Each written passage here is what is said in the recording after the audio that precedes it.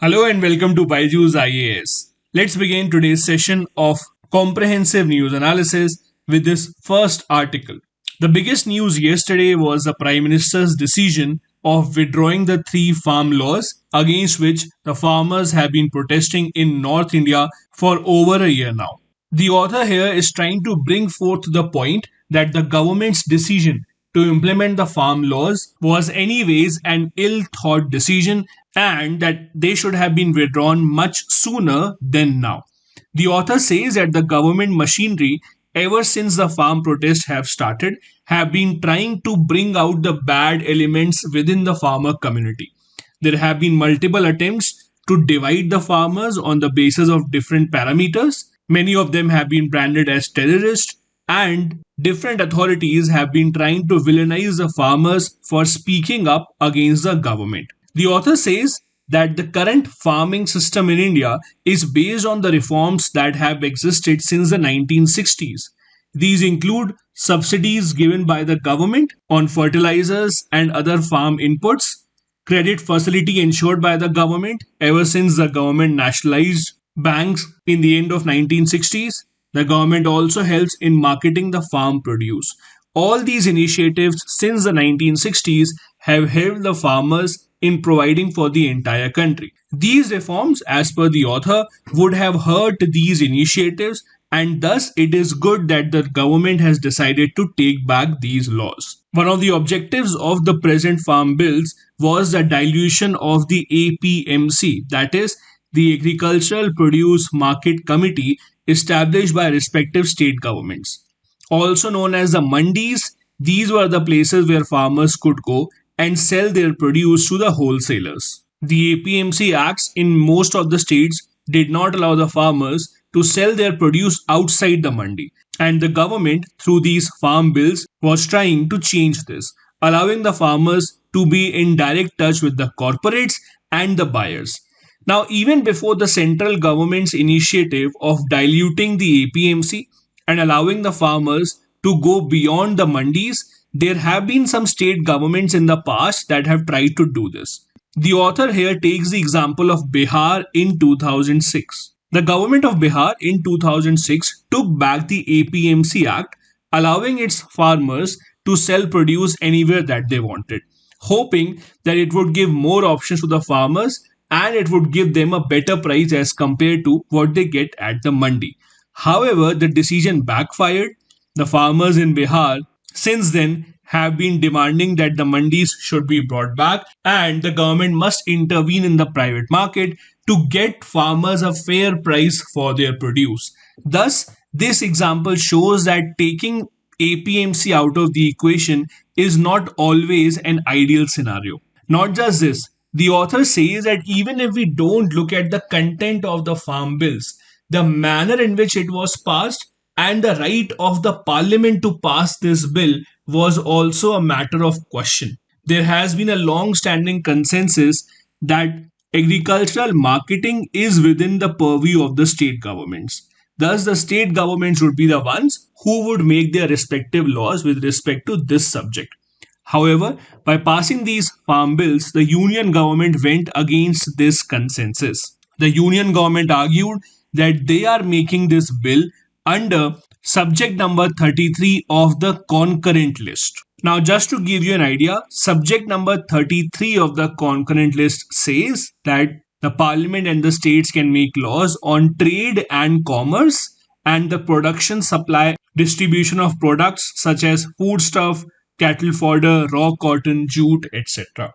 However, the author says that this goes against the three subjects mentioned in the state list or in the number 26, 27, and 28, which allow the state governments to make laws on agriculture related marketing. Thus, ideally, the Supreme Court should have stepped in and stopped these laws. But on the other hand, the Supreme Court formed a four-member committee to recommend whether these laws should go ahead or not.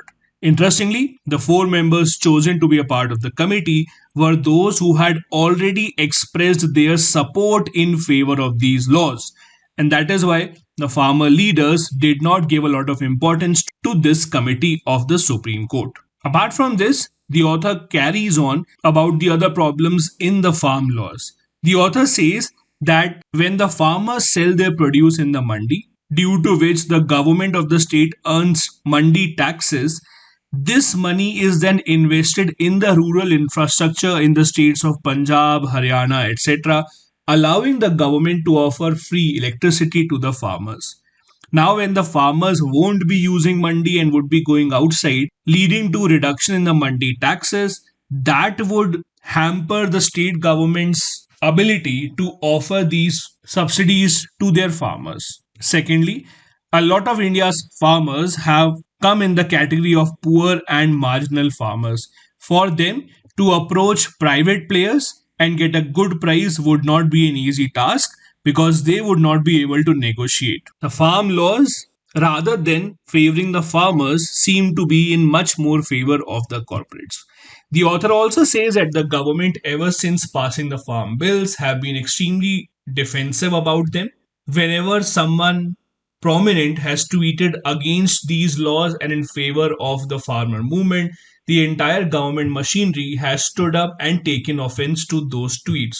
For example, the famous US singer Rihanna, when she tweeted in favor of the farmer movement in India, a lot of government officials criticized her on social media. Now, ever since the Prime Minister yesterday announced that the government will take back the three farm bills, you would have seen in the news that the farm leaders are now saying that rather than stopping their agitation, they want the government to discuss other issues as well, mostly the issue of MSP, the minimum support price. So it is important to understand what exactly is the issue with MSP right now.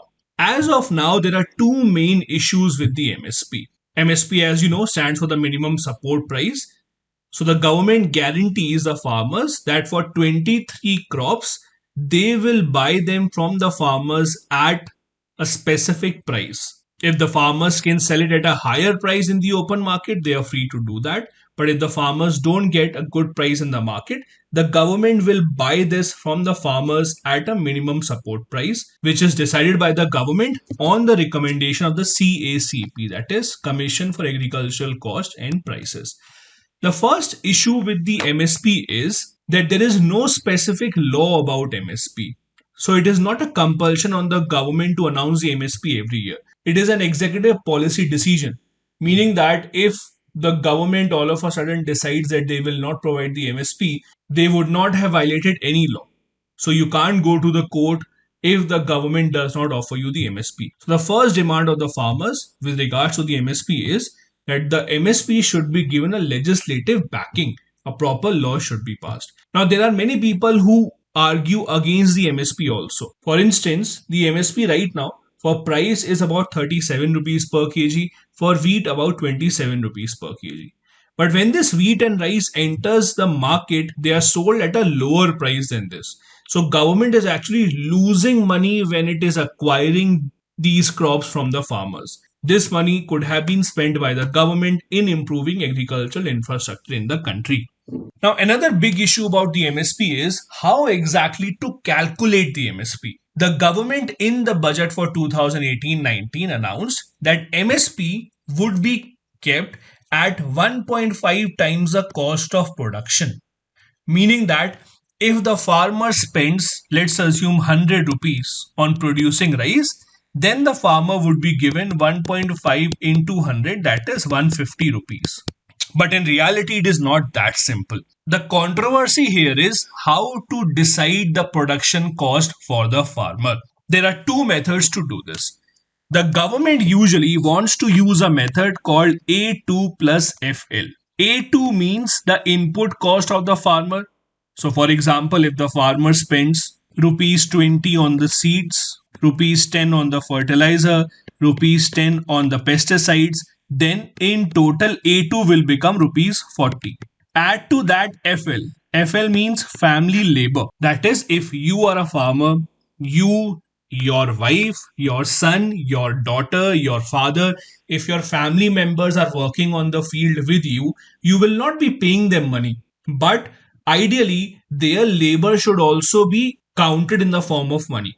So, the the value of family labor, the people in your family who are working, who are not taking money from you, that also will be counted. So let's assume family labor is rupees 100. In this case, the government says that your input cost will become rupees 140 and the MSP will be 1.5 into 140. So that would be around 210. But the farmers want one more component to be added in the production cost. What? The farmers want the production cost to be calculated as C2. Now, what exactly is C2? C2 means the cost of the land. So, the logic is that a lot of farmers in India don't have their own personal land. So, they take the land on rent and then they do farming on that land. So, the rental cost of the land should also be added here. That should be C2. Or, on the other hand, let's assume the farmer is farming on his own land. Even then, he should be given the cost of the land. Why? Because if the farmer would have rented his land to someone else, he would have earned a rent from there. So, input cost should also include the cost of the land, whether or not it is a farmer's own land or he has rented. So, the farm leaders say while calculating the MSP, the production cost should be C2 and then multiply it by 1.5. The famous MS Swaminathan committee also suggested the government to use this formula, but the government still does not consider C2 as a part of calculating the MSP. So, this is another demand that has been made by the farm leaders over the years. The next article that we have is about the Allahabad High Court asking the center government to give a serious thought about implementation of the Uniform Civil Code. The Allahabad High Court said that Uniform Civil Code is a necessity and mandatorily required today. The court said that in the past decade or so, the number of interfaith and interreligion marriages have increased considerably, and we need to give a lot more respect to the people's right of choice to choose their partner, which would only be possible if we treat all the religions at par with one another with respect to the personal laws in the country. The court said that the center government must form a committee to look into implementing Article 44, which is a directive principle of the state policy, asking the center government to implement Uniform Civil Code. Now, Uniform Civil Code has been a topic of discussion in India's politics since even before India's independence. In fact, the very first government, which had Dr. B.R. Ambedkar as a law minister, tried to introduce the concept of Uniform Civil Code, but they were not successful. Let's discuss what exactly is Uniform Civil Code and what is its status in India right now. In very simple terms, there are two types of laws in the country. There are criminal laws and there are civil laws. Criminal laws are the same for everyone irrespective of your religion. So if you're a Hindu or a Muslim or a Sikh, if you commit a crime, then you would be treated equally. But personal laws, for example, laws about marriage, divorce, inheritance of property, those laws in India still depend on your religion. So, as a Hindu, you would be treated differently as compared to a Muslim when it comes to the issues of marriage or divorce or inheritance of property. Uniform Civil Code is a concept that says that civil laws also should be same for all the citizens of a country, irrespective of the religion that they follow. It should also be seen as a step towards gender equality because unfortunately, whichever religion that you can think of is biased against women. So, introducing Uniform Civil Code is as much about bringing equality in terms of religion as it is about bringing equality in terms of gender. Now, as I said, the debate about the Uniform Civil Code goes a long way back. You would know when the British came to India, India had different criminal laws also depending upon the religion. And in fact, even within the religion, we had different criminal laws depending upon your caste. If you belong to an upper caste, you might be given lesser punishment as compared to someone else for the same crime. In 1835, for the first time, the British government submitted a report saying that we must codify at least the criminal laws in the country without touching the personal laws of Hindus and Muslims, so that it would become easier for us to rule over the country. Even before India became independent, a committee was formed under the leadership of B.N. Rao, I hope the name sounds familiar to you. B.M. Rao was the constitutional advisor to India's Constituent Assembly. Not just this, he was also India's representative to the UN Security Council from 1950 to 1952 and served as a judge at the International Court of Justice till his death. So the B.N. Rao Committee was formed in 1941 with an objective to codify Hindu laws. As I said, even amongst one single religion, there were different types of laws followed by different castes and different communities. So the objective was to start with having a codified laws for the Hindu religion and then maybe carry on and do the same with other religions in the future.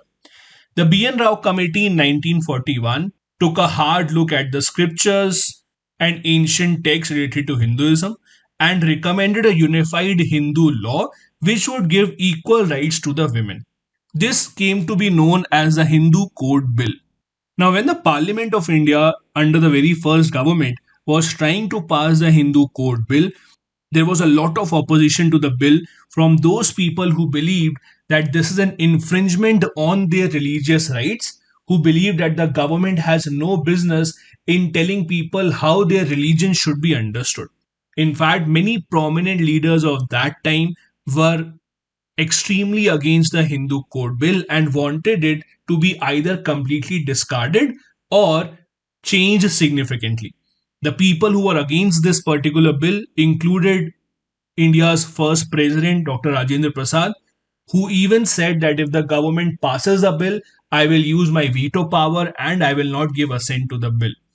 This led to the government led by Jawaharlal Nehru dividing the bill into multiple parts and diluting a lot of provisions under the bill. However, these bills were eventually passed in the parliament. Because of the dilution of the bill, Law Minister Dr. B.R. Ambedkar resigned, saying that he has not been able to fulfill his duty to get this bill passed in its original form. Since then, the question of uniform civil code has become a pretty debatable concept in India. It is not the first time that a High Court or the Supreme Court has told the government about implementing a uniform civil code. The Delhi High Court has also said in the past that government must give a serious thought to implementing uniform civil code. Not just this, the Supreme Court also in multiple cases, such as the Shah Bano case, has advised the government to think seriously about implementing the uniform civil code. However, it's not like the government alone is against this demand. The Law Commission, in some of the reports earlier, has said that India is still not ready for a uniform civil code. Why? Because the idea of uniform civil code for many people goes against the Article 25 of the Indian Constitution, which allows the citizens to practice and propagate their religion without any interference. Uniform civil code thus seems to go against India's idea of secularism and freedom of religion. In this regard, there is one specific state that stands apart, which the Supreme Court has called a shining example, that is Goa. You would know that even after India's independence, Goa was ruled for some time by the Portuguese. At that time, the Portuguese had introduced Portuguese Civil Code of 1867, under which Goa had a uniform civil code and still continues to have it today. The only state where uniform civil code exists in the country. The Supreme Court has asked the central government to learn from this example and implement this at the national level. Also understand, it's not that all the civil laws are different in India depending upon religion. Civil laws such as the Indian Contract Act, the Civil Procedure Code, transfer of property, etc., apply to all the religions in India. The major point of contention here is about the personal laws, which specifically include laws about marriage, inheritance of property, divorce, etc. The next news article to be discussed today is Odisha government's decision to teach its tribal population in their own indigenous language as mandated in the new education policy. As we know, the new education policy suggested that children up till class 5th should be imparted education in their own mother tongue. For this specifically, Odisha, which is home to one of the largest tribal populations in the country, has started a project called Samhati. It is a project run by the Scheduled Tribe and Scheduled Caste Development Department in the state to ensure that the tribal students get education in their own mother tongue. Under this project, the state is trying to cover 2.5 lakh students who speak at least 21 different tribal languages. Of these 21 tribal languages, the most prominent is Santali, which is also a part of the 8th schedule, which has its own script called All Chiki, while the other tribal languages will be taught in the Odia script itself. Now, the idea of teaching children in their own mother tongue is a very noble idea, and it has a lot of benefits. Apart from making the student more confident about his or her own identity, it also allows a chance to the parents to contribute in their child's learning. Most of the times, especially in poor families, when the child goes to the school and learns in English, the parents are not able to contribute in his or her learning because they are not well versed with the language. So, teaching children in their mother tongue will allow the people back at home to contribute in the learning of their child. Apart from keeping these languages alive and making it easier for the students to understand concepts as compared to learning in a foreign language. However, implementing this kind of a policy is much easier on the paper than on the ground. For instance, in 2011 census, it was noted that India has about 270 mother tongues. Out of these, only 47 languages are used as instructions in Indian classrooms. So, finding educated teachers who would be able to impart education to the child in their own mother tongue is not going to be very easy. The idea of teaching children in their mother tongue is not new. It has been existing in India ever since our constitution came into being. Article 350A says that every state and local authority should endeavor to provide adequate facilities for instruction in the mother tongue at the primary stage of education. Not just this, the Kothari Commission that led to the first education policy of India also suggested that in tribal areas, especially, the first 2 years of school should be in the medium of their own local tribal language. The Right to Education Act also says that the medium of instruction should be, as far as possible, the child's own mother tongue. But as I said, it has its own challenges. The first one, as we discussed, is the lack of teachers available in the mother tongue language. The second issue that we tend to overlook is a large scale migration that happens in India in search of jobs or better opportunities. The domestic migration in India in search for better jobs happens on a very large scale. States such as UP, Bihar, Jharkhand, West Bengal see lakhs and crores of workers migrating to other states to get better earning opportunities. Let's take an example of a family migrating from Odisha to Tamil Nadu for better economic opportunities. Now, the children in that family, when they go to a school in Tamil Nadu, would be taught in the Tamil language. However, when the child comes back home, talks to his or her parents, they won't be able to convey in the same language. So, how to solve that particular problem? Over here, there's a very interesting example from the state of Kerala. So the Kerala government runs a program called Roshini. What is this? Under this program, children from the families who have migrated from other states are given extra classes so that they can learn the state language of Malayalam using multiple language tools beyond the school hours. The government has enrolled thousands of volunteers across the state who will be teaching children using different tools. This program since 2017 has led to a lot of students becoming extremely confident and fluent in Malayalam language, even though they come from Hindi, Odia, or Bengali speaking states of India. Not just this, the government has also included a breakfast component in this scheme, similar to the midday meal scheme, so that the student enrollment under this scheme increases and the student dropout rate is kept to a minimum. This is a great initiative which can be used by other states as well to merge this gap between the child's learning and the local language used in that particular state. The next article that we have is about the recent arrest of an ex chairman of the State Bank of India, Prateep Chaudhary, in a case which involved the SBI selling a bad loan to an asset reconstruction company. Let me tell you the background of this case.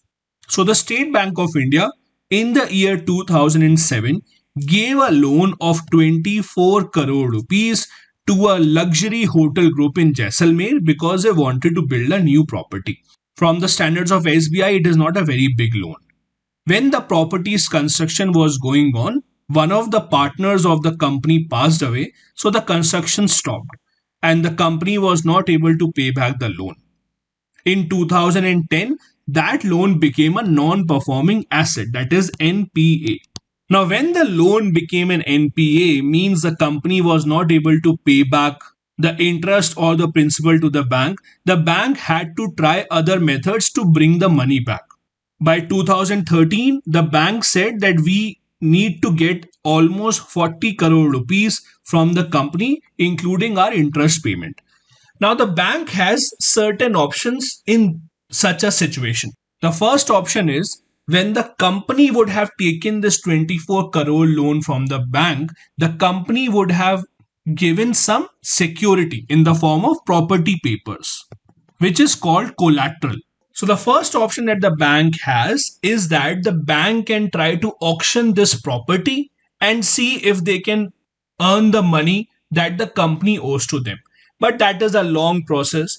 The second option that the bank has is the bank can keep on calling the company, request them to pay back their money. The third option here is that the bank will contact an ARC, Asset Reconstruction Company. Now, what does this company do? This company will go to the SBI and will tell the SBI that give the property papers to us. We will see whatever we can do with this.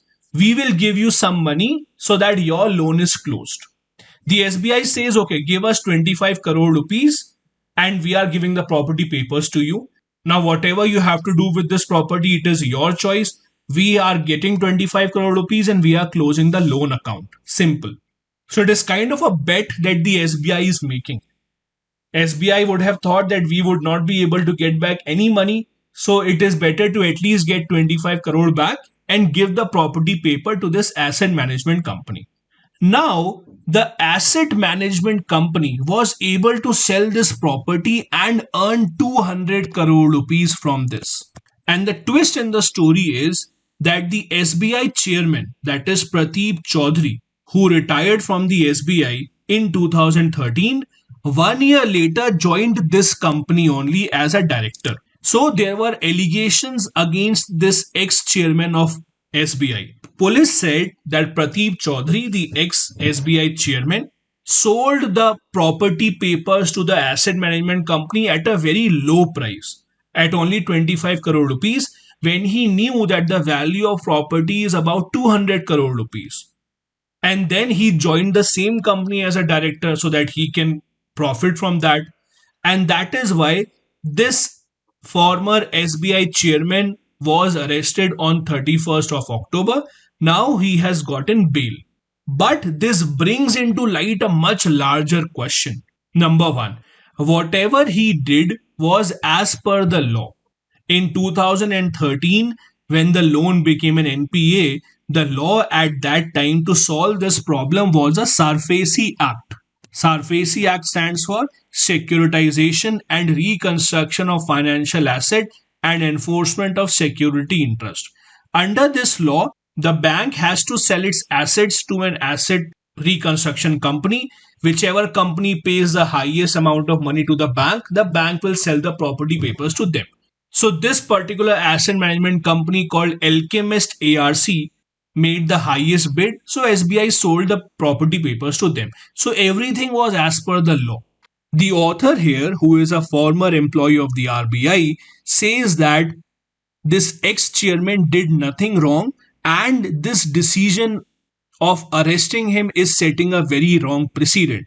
The author here says that using this law, the bank was able to recover at least 25 crore rupees from the 40 crore that they thought that they should have, including the interest payment, which is a very good recovery rate of 60%. Because usually when a loan goes into NPA, the banks on an average in India are able to recover only 23% money. So if the bank was able to get 60% money back, the bank should be happy and we should not raise questions against the decisions of the SBI.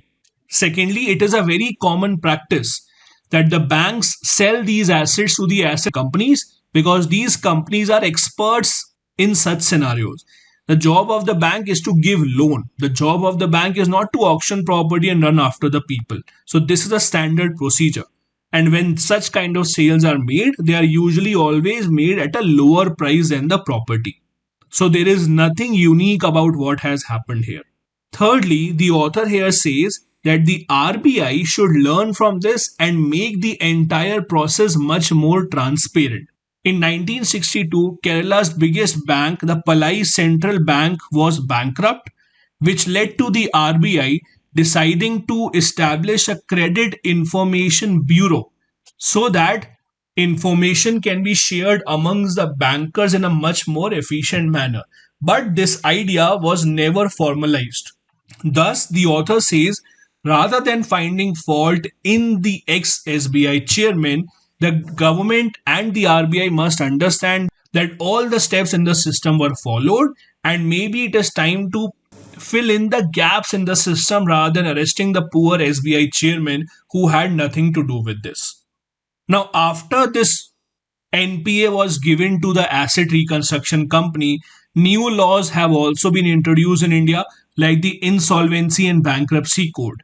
But at that time, when this sale was being made, the law that governed such a sale was the Sarfacy Act.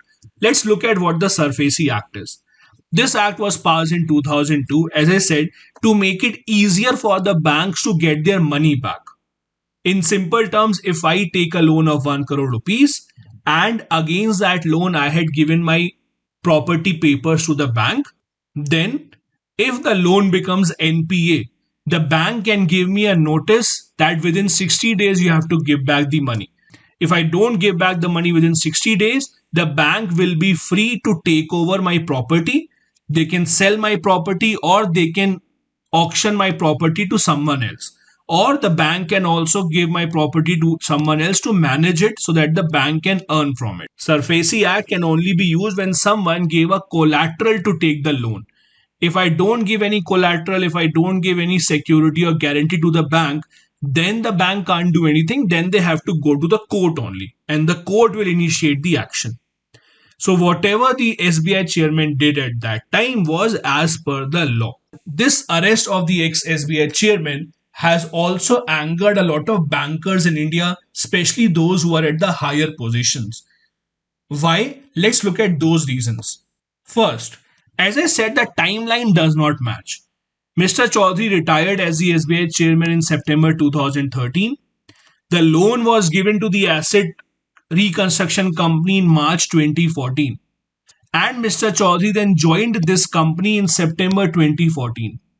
Means at a time when the SBI sold this property paper to the asset reconstruction company, he was neither working in the SBI nor he was working in this company. So how can he be made responsible for this? Second, the SBI got rupees 25 crore from the asset reconstruction company, which is not a bad deal.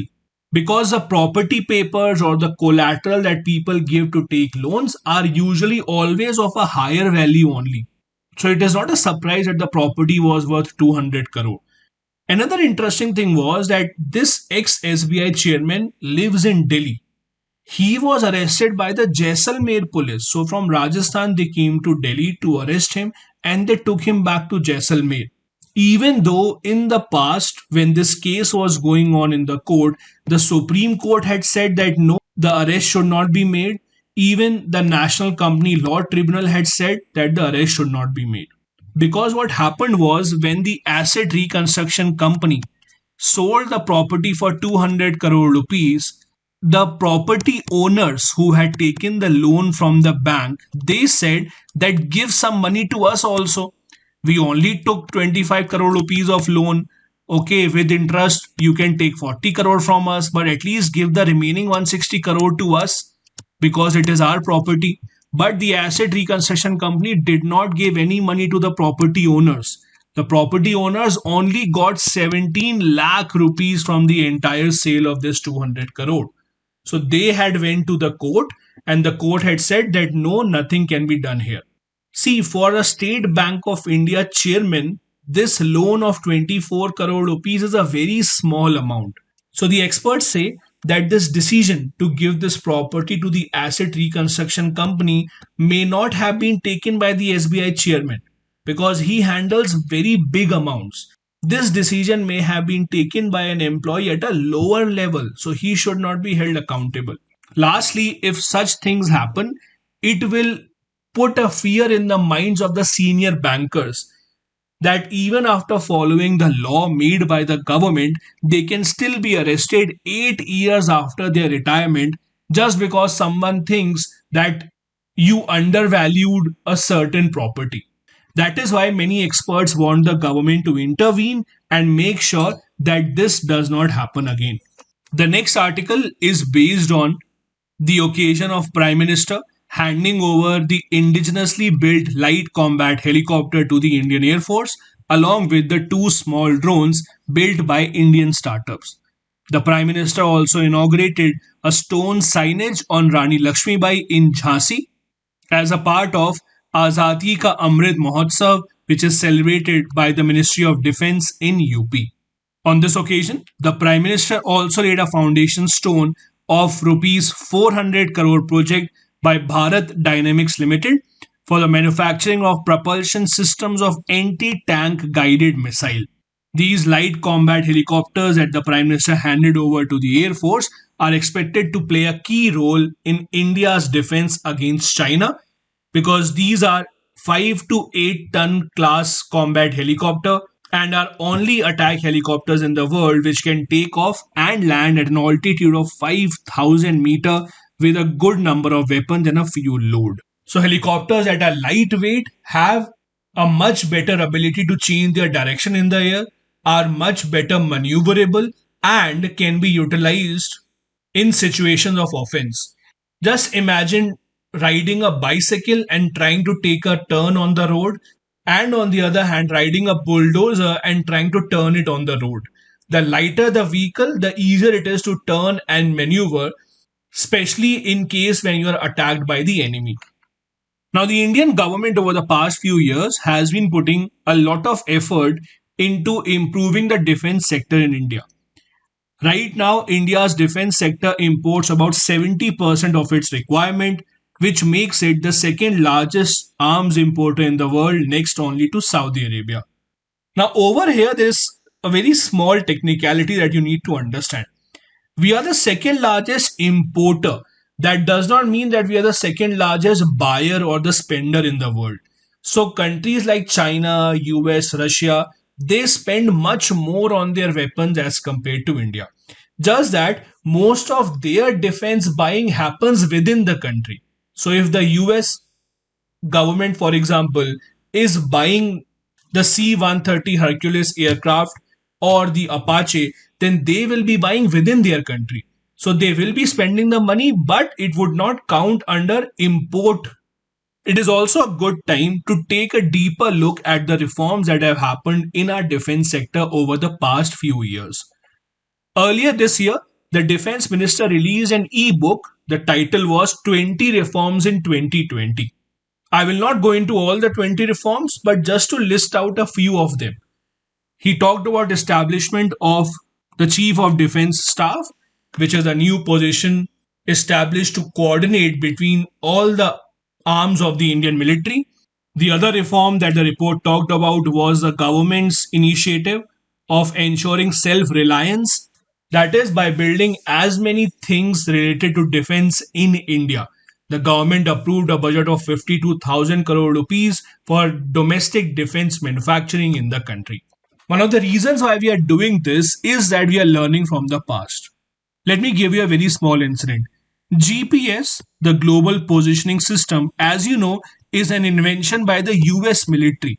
It has two versions. One is a military version and one is a civilian version. The civilian version is the one that we have, using which we can use Google Maps so that you can book a cab or you can navigate within your city. The military version is much more accurate, using which the US military can see the position of anyone or anything around the world to a pinpoint accuracy. Now, in the Kargil War of 1999, the Indian government requested the US to share GPS information of military grade so that we can identify the position of intruders from Pakistan who have come into our territory so that we can plan a response accordingly. US, on the other hand, denied us the use of GPS. It was both a shock and a learning for the future that in the bad times you have to depend on yourself, which has led to India developing its own navigation system by the name of IRNSS. To ensure that we don't have a similar situation in the future, it is important that we become self dependent in our defense sector. The other reforms that the report talks about is introduction of women in the armed forces, that is, offering the women the option of permanent commission, adding more firepower to the Indian Air Force to Rafale and other acquisitions, approving the disability pension that had been pending for over a decade, helping a number of small nations. For example, India gifted two military helicopters to Maldives. Not just this, also increasing defense export and reducing import at the same time. These are the important articles that we wanted to discuss from today's Hindu newspaper. Now, a couple of practice questions. Number one, the real answer to India's defense problems lies in indigenous manufacturing. Do you agree? Suggest ways to expedite the development of India's defense manufacturing sector. Second, what do you understand by Uniform Civil Code? Examine its relevance for India and the roadblocks in its implementation. Both of these have to be answered within 250 words each. Thank you so much for watching the video.